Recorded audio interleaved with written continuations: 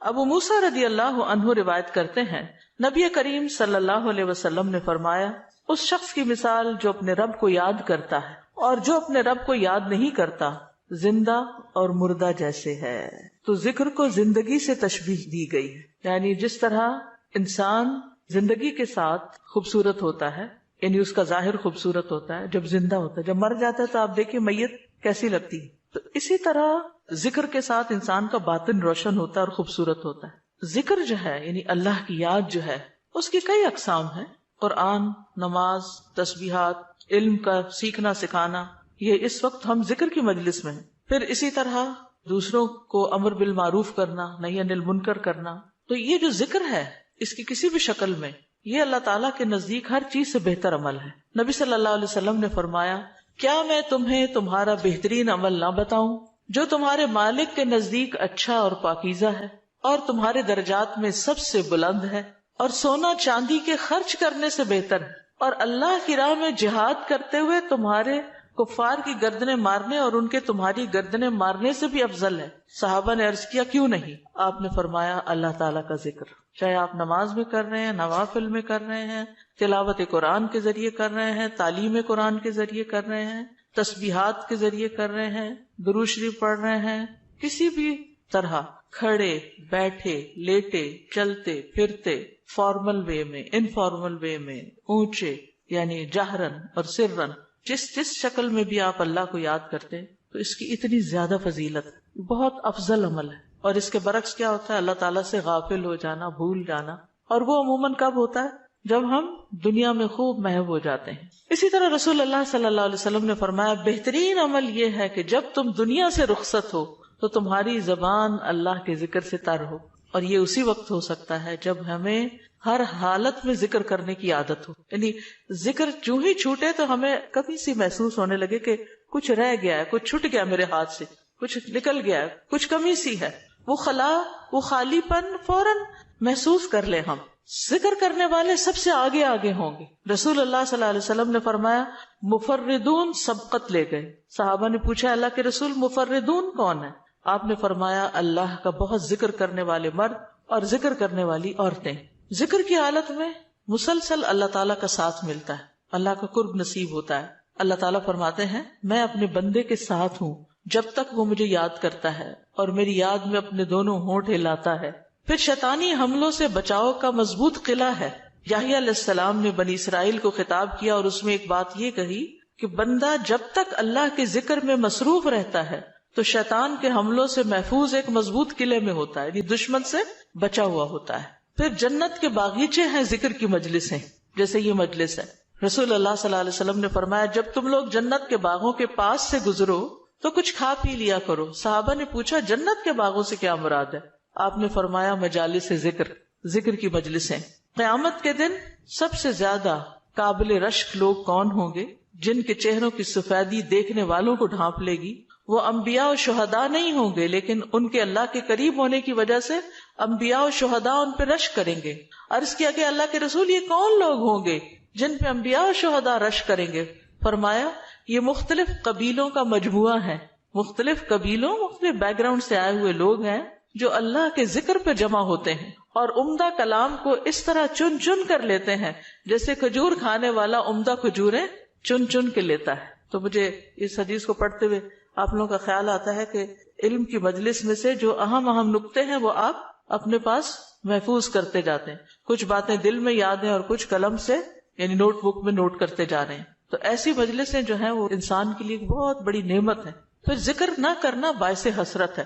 یاد رکھیے جب میں ذکر کا لفظ بولتی ہوں نا تو ذکر کی ساری اقسام ذہن میں لایا کریں، کیونکہ ہمارے ہاں ذکر صرف اللہ ہو کرنے کا نام بن گیا ہے. ذکر کی مجلس کیا ہے؟ جس میں سارے لوگ بیٹھ کے اندھیرا کر دیں اور پھر وہ اس انداز میں ذکر کریں کہ سارے ایک نعرے کی شکل میں اور مل کے کوئی آوازیں بلند کریں. صحابہ سے ایسے کوئی طریقے منقول نہیں ہیں. وہاں صحابہ کرام نبی صلی اللہ علیہ وسلم کی مجالس میں جو بیٹھ کے علم حاصل کرتے تھے اس کو بھی ذکر کی مجلس سمجھتے تھے اور ویسے بھی اکٹھے بیٹھ کر اللہ کو یاد کرتے تھے. جیسے مسجد نبی میں ایک دفعہ آپ تشریف لے گئے، 2 جماعتیں تھی، کچھ علم سکھا رہے تھے اور کچھ بیٹھ کے ویسے ہی تسبیحات پڑھ رہے تھے اپنی اپنی. تو آپ علم والوں کے پاس گئے تو یہ بھی ذکر کی مجلس ہوتی ہے، یعنی علم کا سیکھنا سکھانا، اور بیٹھ کے تسبیح پڑھتے رہنا، ذکر کرتے رہنا، جیسے آپ حرم میں بیٹھ کے کرتے ہیں، کسی مسجد میں بیٹھے ہوتے ہیں، اس کے لیے ضروری نہیں ہوتا کہ کوئی تسبیحات کرنے کے لیے باقاعدہ لوگوں کو دعوت دے کر کوئی ایسے حلقے اکٹھے کیے جائیں۔ ذکر نہ کرنا باعث حسرت ہے۔ نبی صلی اللہ علیہ وسلم نے فرمایا جو لوگ کسی جگہ پر مجلس کریں لیکن اس میں اللہ کا ذکر نہ کریں اور نبی صلی اللہ علیہ وسلم پر درود نہ بھیجیں تو وہ ان کے لیے قیامت کے دن باعث حسرت ہوگی۔ اگرچہ وہ اجر و ثواب کی بنیاد پر جنت میں داخل ہو جائیں گے لیکن انہیں حسرت ہوگی کہ ہم نے یہ وقت کیوں گنوا دیا۔ ذکر نہ کرنے والے بدترین مخلوق ہیں، بد نصیب لوگ ہیں۔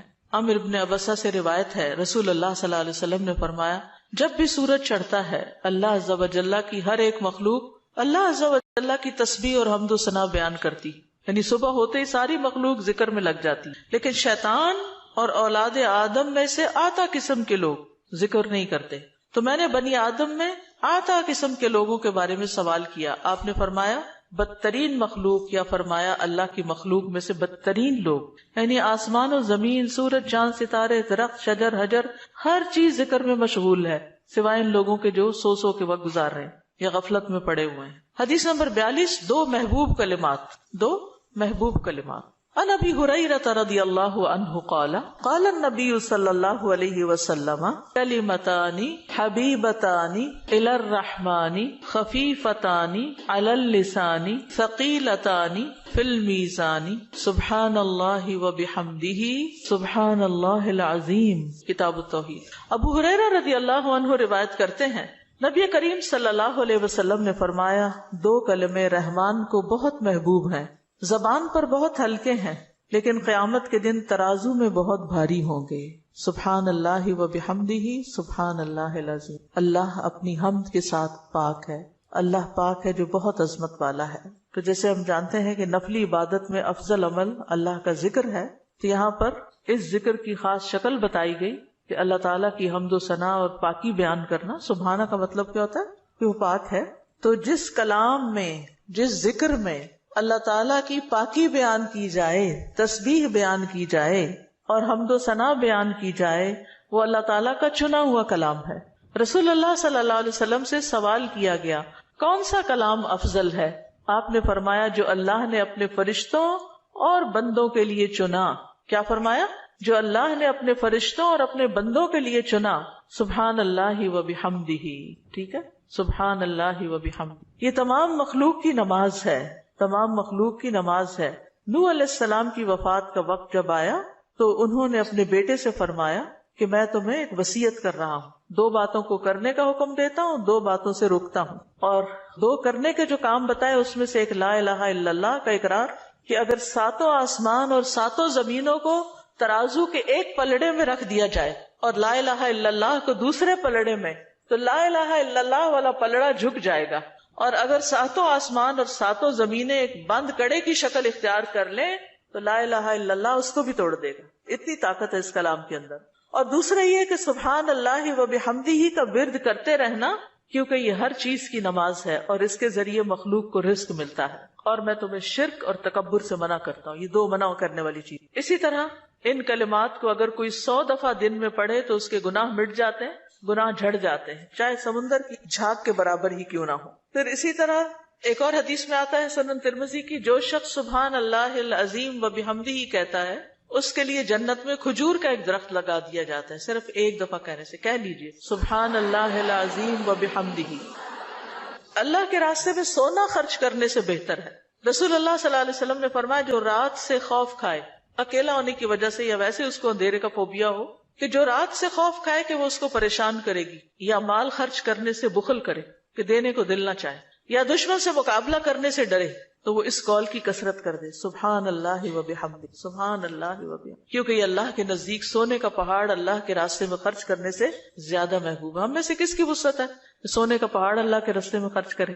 نہیں کر سکتے، تو اس لیے اس کلمے کو ہی زیادہ سے زیادہ پڑھ لینا چاہیے۔ اسی طرح سبحان اللہ، لا الہ الا اللہ، الحمدللہ، یہ کلمات عرش کے ارد گرد چکر لگاتے اور ان کی بھنبھناہٹ ہوتی شہد کی مکھیوں کی بھنبھناہٹ کی طرح، اور وہ اپنے ذکر کرنے والے کی اللہ کے ہاں یاد دلاتے ہیں۔ تو آپ نے فرمایا کیا تم میں سے کوئی یہ پسند نہیں کرتا کہ اس کے لیے کوئی ایسا ہو جو ہمیشہ اللہ کے ہاں اس کی یاد دلائی جاتے رہے، یعنی کوئی ایسا طریقہ ہو کہ ہمیشہ عرش کے ارد گرد آپ کا ذکر ہوتا رہے.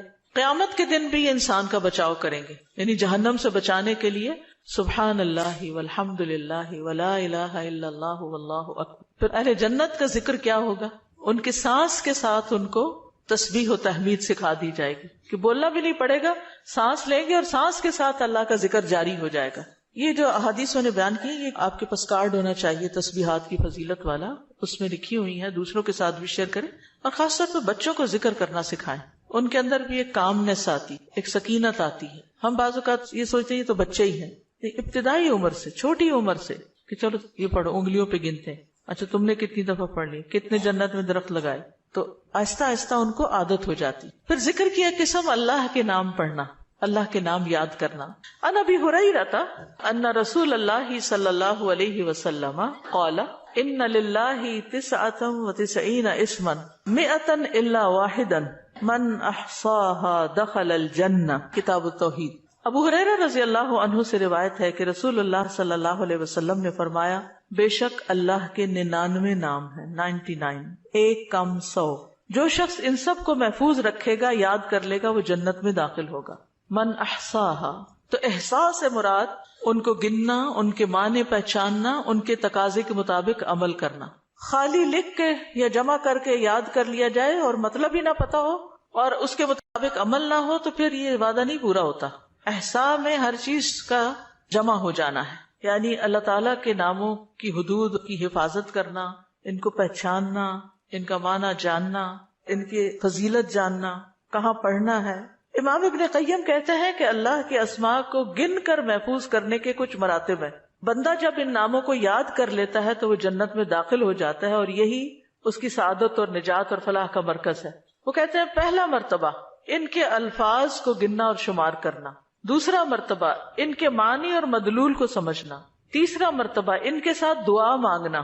قرآن میں آتا نا وَلِلَّهِ الْأَسْمَاءُ الْحُسْنَى فَادْعُوهُ بِهَا، اور اللہ ہی کے لیے ہیں اچھے اچھے نام، بس تم اس کو ان کے ساتھ پکارو، اللہ کے نام لے کے. جیسے یا حی یا قیوم، یا اللہ، یا رب، یا رحمان، یا رحیم، یا کریم، یا ذی الجلال والاکرام، اور باقی بھی اسی طرح. پھر ہے دعا مانگنے کے 2 مرتبے ہیں. نمبر 1 دعا العبادہ، یعنی اللہ کی تعریف ان ناموں کے ساتھ کرنا. ہمارا رب رحیم ہے، کریم ہے، تو یہ تعریف عبادت کی دعا ہوتی ہے، دعا العبادہ کہتے ہیں اس کو.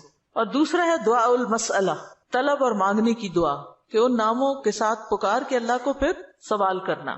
اور اسماء حسنہ کے ساتھ یہ نہیں کہ اپنی طرف سے اللہ تعالیٰ کا کوئی نام بنا کے اور پھر اس سے دعا کرنا، یا موجود، یا ذات، یا شیء، اس طرح کی باتیں نہیں، بلکہ اللہ کے جو پراپر نام قرآن و سنت سے ثابت ہیں ان کے ساتھ دعا مانگنا.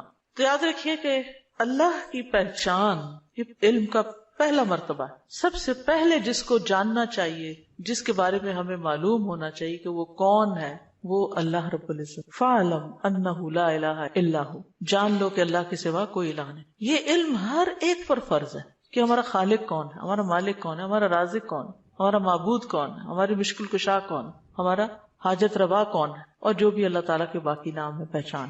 یہ علم تمام علوم سے افضل ہے، کیونکہ جب ایک انسان، کوئی بچہ، بوڑھا، جوان اللہ تعالیٰ کو جان لیتا ہے نا، تب ہی اس کی زندگی درست ہوتی، تبھی اس کو واقعی ہدایت ملتی، تبھی وہ اللہ کے لیے سب کچھ کرتا ہے، تبھی اس کے اندر تقویٰ پیدا ہوتا ہے، تبھی وہ حلال حرام کی تمیز کرتا ہے. کیونکہ یہ سب کچھ کرنا اس کے لیے اللہ نے اپنی عبادت کے لیے پیدا کیا، اور اگر ہم اللہ ہی کو نہیں پہچانتے تو عبادت کس کی کر رہے ہیں؟ تو پہلا کام اللہ کی پہچان ہے، اللہ کی معرفت، خود بھی اور اپنی آل اولاد کو بھی اور اپنے آس پاس کے لوگوں. اور اللہ کی پہچان کے لیے اللہ کے ناموں کا علم حاصل کرنا ضروری. پھر اس سے ایمان میں بھی اضافہ ہوتا ہے. جتنا جتنا آپ اللہ کو زیادہ جانتے چلے جاتے ہیں اتنا اتنا آپ کا ایمان بڑھتا ہے. اسی لیے اس کو اشرف العلوم کہا گیا ہے کہ تمام علوم کا سردار ہے یہ. پھر اسی طرح اللہ تعالیٰ کے ناموں کو پڑھنے، یاد کرنے، جاننے، سمجھنے کے بارے میں کچھ اصول و قواعد ہیں. اس میں پہلی بات یہ کہ اللہ کے تمام نام توقیفی ہیں، اس میں عقل کی کوئی گنجائش نہیں، یعنی بذریعہ وحی معلوم ہوئے. ہم اپنے پسند سے اللہ کا کوئی نام نہیں رکھ سکتے. یعنی آپ یہ نہیں کہہ سکتے کہ مجھے اللہ سے بڑی محبت ہے تو میرا دل چاہتا ہے میں اللہ تعالیٰ کا یہ نام رکھ دوں، خود سے کیوں رکھ دوں. یہ نہیں کر سکتے آپ، ٹھیک ہے، کسی انسان کو، کسی بشر کو، کسی جن کو، کسی فرشتے کو یہ اختیار نہیں کہ وہ اپنی مرضی پسند سے اللہ کا کوئی نام رکھ دے اور اس سے اس کو پکارنا شروع کر دے، اور اس کی لاجک صرف یہ دے کہ یہ تو محبت کی بات ہے اور میں محبت سے یوں پکارتی ہوں اللہ کو. نہیں، اس کی اجازت نہیں، کیونکہ جتنا اللہ تعالیٰ خود اپنے آپ کو جانتا ہے ہم نہیں جانتے، اور جتنا اس نے چاہا ہمیں اپنے بارے میں علم دیا، اور وہ علم بھی نبی صلی اللہ علیہ وسلم کے ذریعے ہم تک پہنچا ہے، تو اس کو حاصل کرنے کی کوشش کریں. پھر اسی طرح دوسری بات یہ کہ اس بارے میں کتاب و سنت سے آگے نہ بڑھیں. عقل، رائے، خواہش.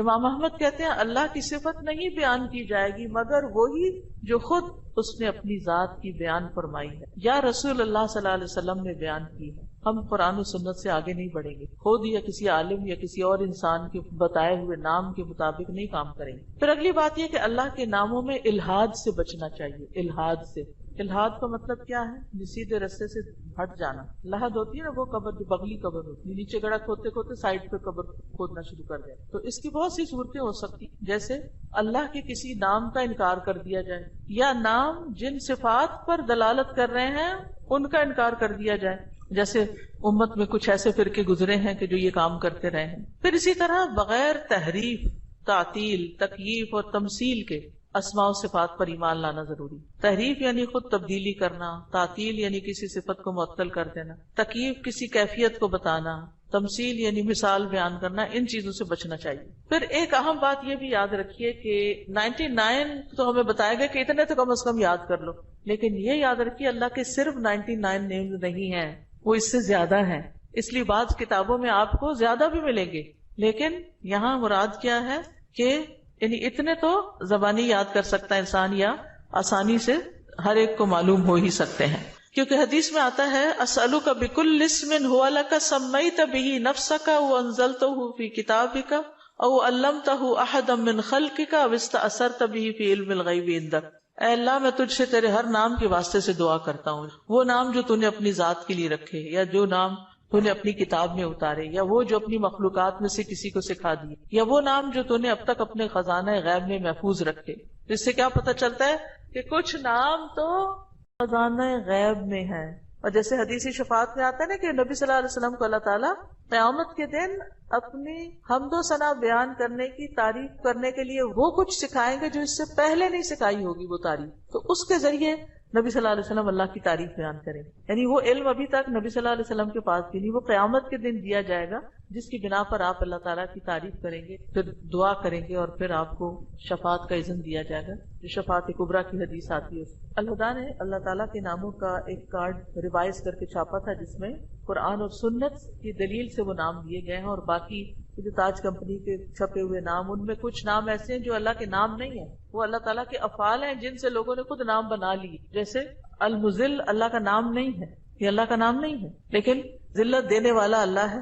تو ذل من تشاء، تو اس سے لوگوں نے نام اسم فائل کر کے تو مذل بنا لیا. تو یہ نام نکال دینے چاہیے، ٹھیک ہے، کیونکہ یہ قرآن و سنت سے نہیں ملتے. تو کچھ اللہ تعالیٰ کے نام ہیں، صفات ہیں، اور کچھ افعال بھی ہیں کہ اللہ تعالیٰ کیا کیا کرتا ہے. تو قرآن سے ہمیں وہ بھی پتہ چلتا ہے کہ اللہ تعالیٰ کیا کرتا ہے، اسے زندگی دیتا ہے، موت دیتا ہے، رزق دیتا ہے، وغیرہ وغیرہ. حدیث نمبر 44، پورے یقین کے ساتھ دعا کرنا. دعا بھی ذکری کی ایک قسم ہے.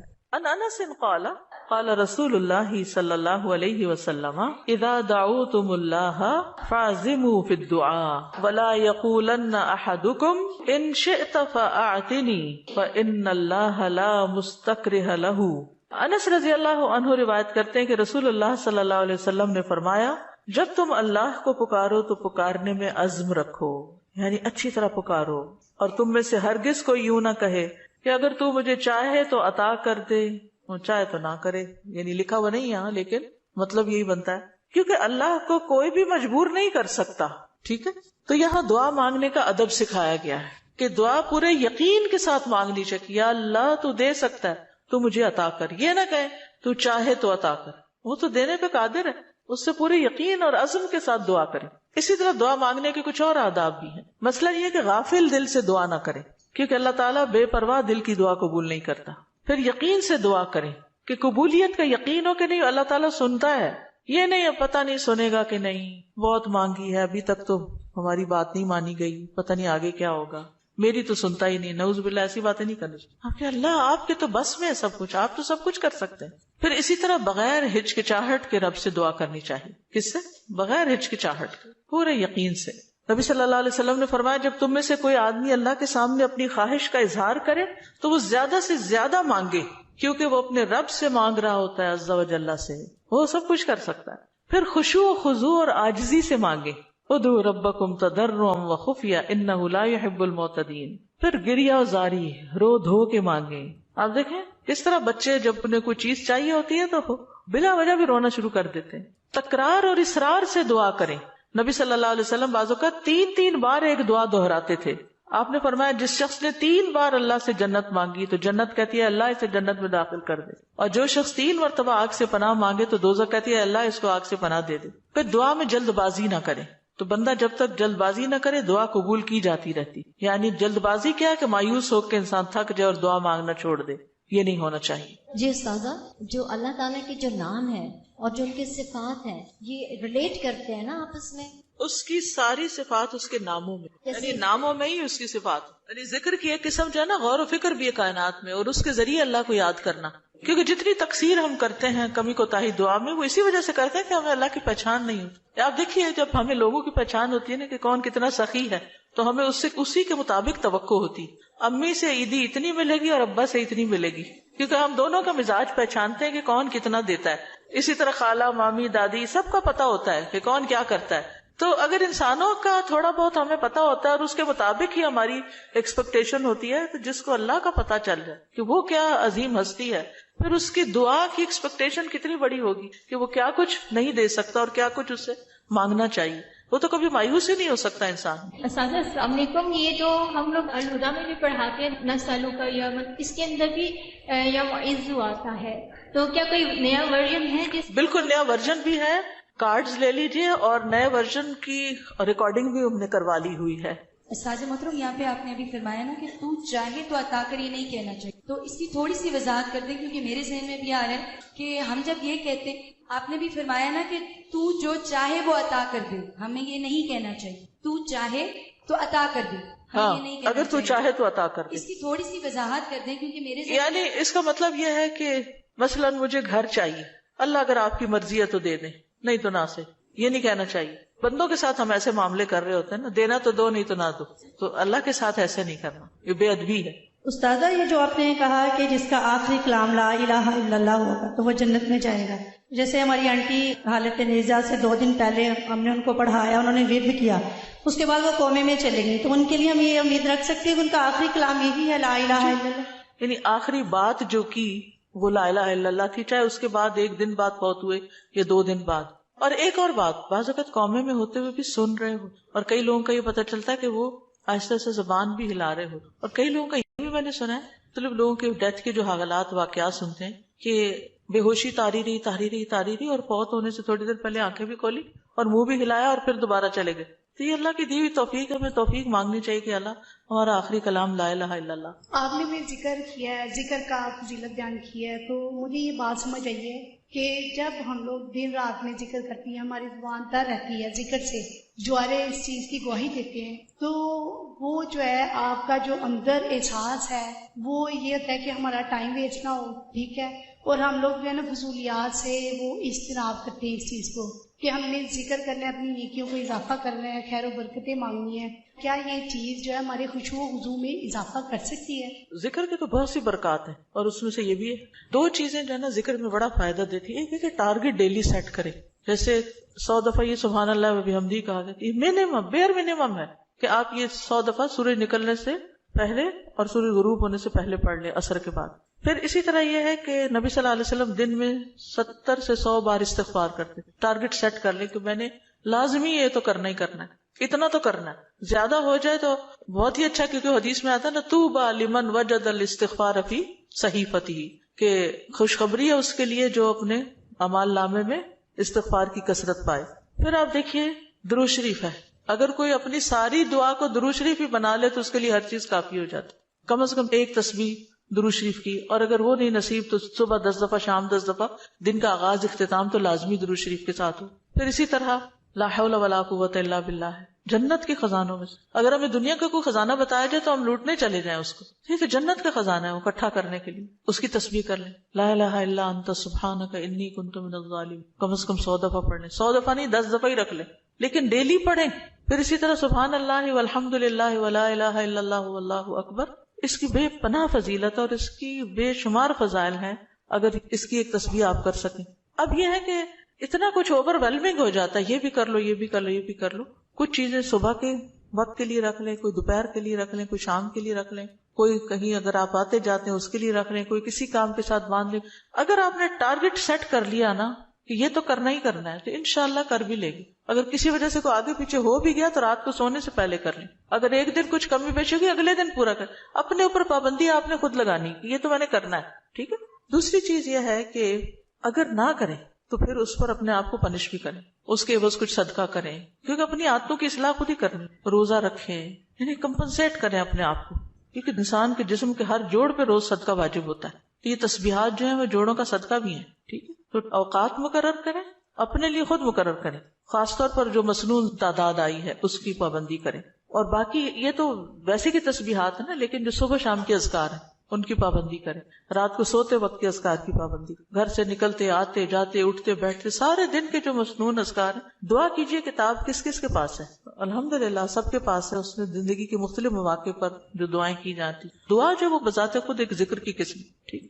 فَإِذَا قَالَ سُبْحَانَكَ اللَّهُمَّ وَبِحَمْدِكَ وَأَثْنَى عَلَى اللَّهِ تَعَالَى بِمَا هُوَ أَهْلُهُ فقد خرج عن الغفلة التي هي حجاب أيضا بينه وبين الله تعالى وأتى بالتحية والثناء الذي يخاطب به الملك عند الدخول عليه تعظيما له وتمجيدا ومقدمة بين يدي حاجته فكان في هذا الثناء من أدب العبودية وتعظیم المعبود ما يستجلب به اقباله علیہ ورضاہ عنہ واسعافہ بحوائجہ. دعائے استفتاح. پھر جب وہ سبحانک اللہم و بحمدک یعنی پاک ہے تو اے اللہ اور سب تعریف تیرے ہی لیے ہے کہتا ہے اور اللہ تعالیٰ کی ثنا بیان کرتا ہے جو اس کی شان کے لائق ہے, تو وہ اس غفلت سے بھی باہر نکل آتا ہے جو اس کے اور اللہ تعالیٰ کے درمیان رکاوٹ تھی. وہ اس کی تعظیم اور بزرگی بیان کرنے کے لیے اپنی ضرورت سے پہلے بطور تمہید ایسا تحیہ اور تعریف بجا لائے گا جس طرح بادشاہ کے پاس داخل ہوتے وقت مخاطب کیا جاتا ہے. چنانچہ یہ تعریف بجا لانا عبودیت کے آداب میں سے ہے اور معبود کی تعظیم ہے جس کے ذریعے وہ معبود کو اپنی طرف متوجہ کر لے گا اور اس کی رضا پا لے گا اور اپنی حاجات میں اس کی مدد حاصل کر لے گا. تو یہاں یہ بتاتے ہیں کہ دعا استفتاح پڑھنے کا مقصد کیا ہے, کیوں پڑھی جاتی, اس کا کیا فائدہ ہے, اس سے کیا حاصل ہوتا ہے, اس کا کیا نتیجہ نکلتا ہے. یعنی نماز کا کوئی بھی سٹیپ جو ہے وہ بے مقصد نہیں ہے, بے معنی نہیں ہے. ایسے ہی کچھ چیزوں کو اکٹھا کر کے نماز نہیں بنا دی گئی, بلکہ اس کے پیچھے ایک حکمت ہے. فَإِذَا قَالَ سُبْحَانَكَ اللَّهُمَّ وَبِحَمْدِكَ, پھر جب وہ کہتا ہے سبحانک پاک ہے تو, اللہم اے اللہ, وَبِحَمْدِكَ اور ساتھ تیری تعریف کے یا سب تعریف تیرے لیے ہے, وَأَثْنَى عَلَى اللَّهِ تَعَالَى اور وہ ثنا بیان کرتا ہے اللہ سبحانہ تعالیٰ کی, بِمَا هُوَ أَهْلُهُ جس کا وہ اہل ہے, فَقَدْ خَرَجَ عَنِ الْغَفْلَةِ تو تحقیق وہ غفلت سے نکل آتا ہے, التي هي حجاب ايضا بينه وبين الله تعالى وہ غفلت جو حجاب ہے, ایک پردہ ہے, ايضا بھی یعنی وہ بھی ایک پردہ ہے اس بندے کے درمیان اور اللہ تعالی کے درمیان. یعنی تعریف شروع کرتے ہی انسان غفلت سے باہر آ جاتا ہے. وَأَتَى بِالتَّحِيَّةِ وَالثَّنَاءِ اور وہ پیش کرتا ہے تحیہ سلام اور ثنا تعریف, الذی وہ جو یخاطب بہ الملک جس سے بادشاہ کو خطاب کیا جاتا ہے. یعنی کسی دنیاوی بادشاہ کے پاس بھی انسان جب حاضر ہوتا ہے اس کے دربار میں تو سب سے پہلے اس کی تعریف کرتا ہے. عند الدخول علیہ اس کے پاس داخل ہونے کے وقت, تعظیما لہ و تمجیدا اس کی تعظیم کرتے ہوئے اور اس کی بزرگی بیان کرتے ہوئے, ومقدمتا بین یدی حاجتہ اور اپنی حاجت پیش کرنے سے پہلے تمہید کے طور پر, مقدمہ تمہید یعنی مقدمے کے طور پر. فکان فی ھذا الثناء تو یہ تعریف جو ہے اس میں, من ادب العبودیۃ یہ عبودیت کے آداب یا مینرز میں سے ہے, وتعظیم المعبود اور معبود کی تعظیم ہے، یعنی یہ اللہ سبحانہ تعالیٰ کی تعظیم کے لیے ہم ثنا پڑھتے ہیں شروع میں، سبحانک اللہم و بحمدک و تبارک اسمک وغیرہ. ما یستجلب به اقبالہ علیہ، جس کے ذریعے وہ کھینچ لاتا ہے یا متوجہ کر لیتا ہے اللہ سبحانہ تعالیٰ کی توجہ اپنی طرف، اقبالہ علیہ اس کی توجہ اپنی طرف، ورضاہ عنہ اور اس کی رضا، واسعافہ بحوائجہ اور اس کی مدد کرنا. اسعاف آپ نے دیکھا ہوگا فرسٹ ایڈ کی جو ایمبولینسز ہوتی ہیں ان کے اوپر لکھا ہوتا ہے، یعنی فوری مدد طلب کرنا، بحوائجہ اپنی حاجات میں. تو یہ تعریف انسان کے لیے بہت فائدہ مند ثابت ہوتی ہے. کیا کیا فائدے اس میں بتائے گئے ہیں؟ نمبر 1، انسان غفلت سے نکل آتا ہے. ٹھیک ہے، خرج عن الغفلۃ التی ہی حجاب ایضا بینہ و بین اللہ تعالی. دوسری بات کیا ہے کہ وہ ملاقات سے پہلے یا ابتدا میں، جیسے کسی بھی بادشاہ کے پاس جانے کا ایک ادب، ایک پروٹوکول ہوتا ہے، تو یہاں بندہ تحیہ اور ثنا سے کام لیتا ہے. اور اس سے کیا فائدہ ہوتا ہے کہ ایک تو جو ہمارے اوپر ادب آداب کا حق ہے وہ ادا ہوتا ہے، دوسری طرف یہ کہ معبود کی تعظیم ہوتی ہے، معبود یا رب ہماری طرف متوجہ ہوتا ہے، وہ راضی ہوتا ہے اور بندے کی مدد کرنے میں وہ جلدی کرتا ہے. تو یہ فائدے ہیں دراصل ثنا پڑھنے کے. حقیقت یہ ہے کہ اللہ سبحانہ تعالیٰ کی ذات ہی قابل تعریف ہے. سورۃ ہود میں آتا ہے انہ حمید مجید، بے شک وہ بے حد تعریف کیا گیا، بڑی شان والا ہے. یعنی اللہ سبحانہ تعالیٰ کی شان بڑی بلند ہے، تو اس کی تعریف ہونی ہی چاہیے. دنیا میں آپ دیکھیں کہ کسی انسان نے اگر کوئی اچیومنٹ کی ہو، کوئی بڑا کام کیا ہو، تو دور بیٹھے بھی لوگ، نہ جاننے والے بھی اس کی تعریف کرتے رہتے کہ بڑا کمال کیا اس نے، فلاں چیز ایجاد کر دی ہے، فلاں چیز بنا دی ہے، فلاں کام کیا. تو اس بندے کو نہیں پتا ہوتا کہ کون کون اس کی تعریفیں کر رہا ہے، لیکن جب اس کی ذات سے کسی کو فائدہ پہنچتا ہے تو جس کو فائدہ پہنچتا ہے وہ خود ہی تعریف کے لیے آگے آ جاتا ہے. تب آپ دیکھیے کہ اللہ سبحانہ تعالیٰ کی ذات سے ہمیں کتنا فائدہ پہنچ رہا ہے اور کیا کیا کمالات ہیں.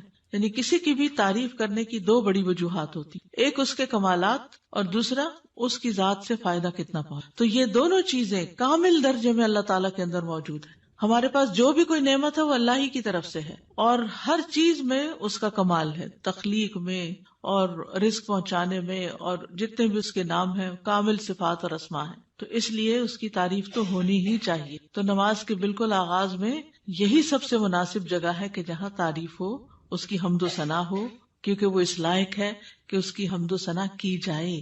یعنی آپ دیکھیے کہ جب کوئی حمد و ثنا کے لائق ہوتا ہے تو اس کی اگر کوئی تعریف نہیں بھی کرے تو اس کو تو کوئی نقصان نہیں، کیونکہ وہ تو ہے ہی قابل تعریف. نقصان کس کا ہوتا ہے کہ جو دیکھ رہا ہے، جو فائدہ اٹھا رہا ہے، وہ چپ بیٹھا ہے، وہ کوئی تعریف نہیں کر رہا. اور یہ تعریف جو ہے یہ دراصل شکر ادا کرنے کا ایک طریقہ ہوتا ہے، اور اللہ کا وعدہ ہے کہ اگر تم شکر ادا کرو گے تو میں تمہیں اور زیادہ دوں گا. تو اس احساس کے ساتھ جب انسان اللہ کی تعریف بیان کرتا ہے تو دراصل اللہ سبحانہ تعالیٰ کو بندہ اپنے قریب پاتا ہے، اس سے کنیکشن ہو جاتا ہے اس کا، اور یہ سراسر بندے کے اپنے ہی فائدے میں. ہمارا تعریف کرنا اللہ تعالیٰ کی اللہ تعالیٰ کو فائدہ نہیں دیتا، یہ دراصل خود ہم ہی کو فائدہ دے رہا ہوتا ہے، کیونکہ تعریف کرنے کا بھی ایک مزہ ہوتا ہے. کیونکہ تعریف کرنے والا صرف اس وقت تعریف کر سکتا ہے جب وہ کسی خوبی کو دیکھنے کے قابل ہوتا ہے. یعنی اگر ہم تعریف کرتے ہیں تو اس کا مطلب یہ ہے کہ ہمارے اندر یہ صلاحیت ہے کہ ہم خوبیوں کو دیکھ پاتے ہیں. تو اس میں صرف ممدوح کی حمد نہیں ہوتی یا اللہ سبحانہ تعالیٰ ہی کی تعریف نہیں ہوتی، بلکہ ایسا بندہ بھی ایسے خالق کے ساتھ جب جڑتا ہے تو وہ بھی قابل تعریف ہو جاتا ہے. یعنی وہ بندہ بھی قابل تعریف ہو جاتا ہے جو اپنے خالق کی تعریف کرتا ہے. کیونکہ ناشکرے لوگ کسی کو بھی اچھے نہیں لگتے، پسند نہیں آتے. اور وہ لوگ جو اپنی آنکھیں ہی باندھ رکھیں اور غفلت کا شکار رہیں اور سوئے پڑے رہیں اور اللہ کی نعمتوں کو دیکھ ہی نہ سکیں یا اس سے ناراض رہیں، ایسے لوگ دراصل اپنا ہی نقصان کرتے ہیں. ایک حدیث سے ہمیں پتہ چلتا ہے کہ بندے اگر اللہ تعالیٰ کو دیکھ لیں تو اور بھی زیادہ اس کی تعریف کریں. ابھی تو بن دیکھے کرتے ہیں نا، اس کی نشانیاں دیکھ دیکھ کے. ابو ہریرہ رضی اللہ عنہ بیان کرتے ہیں کہ رسول اللہ صلی اللہ علیہ وسلم نے فرمایا، بلا شبہ اللہ کے کچھ فرشتے ایسے ہیں جو اہل ذکر کو تلاش کرتے ہوئے راستوں میں چکر لگاتے رہتے ہیں. جب وہ کچھ لوگوں